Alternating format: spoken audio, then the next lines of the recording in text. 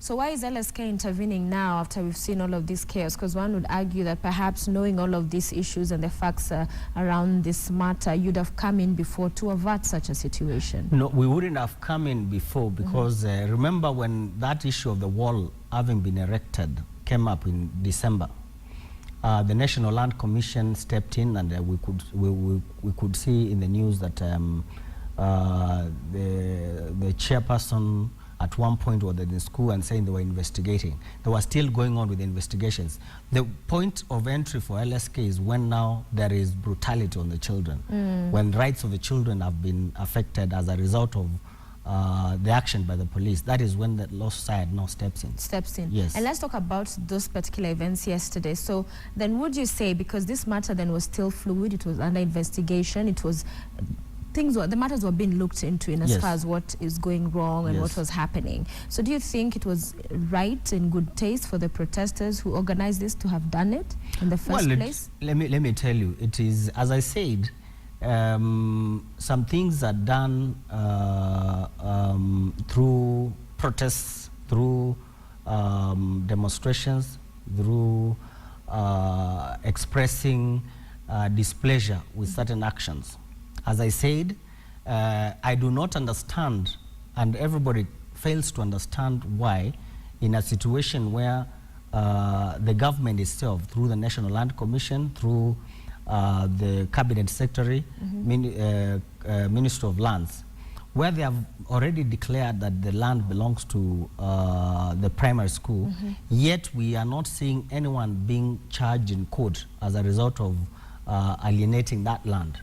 It therefore tells you that until there's pressure, until there are protests, until people picket, then it means that this person may not be prosecuted. Look, I'm seeing a situation where the National Land Commission has said that the documents which were used to allocate that land to the private developer were forged documents.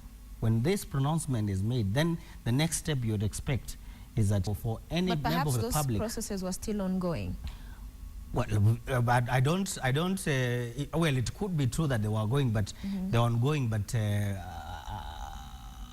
we've not been told what progress. Yeah. You know, sometimes one can make pronouncements and that's the end of it. So, to answer your question, in view of those circumstances, there was justification for members of the public, there was justification for the children to protest the fact that the land has been taken from them and nothing is being done. Yeah, I think across the board it is agreed that it was completely out of order for the kids to have been tear gassed, the pupils. Yes. However, one side of the argument has come in, and one quarter of this has come in and said that the activists used the children.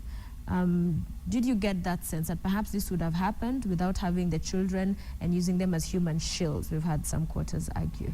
I don't think that is just persons who are arguing for the sake of probably either defending the action by the police or defending the action by the developer.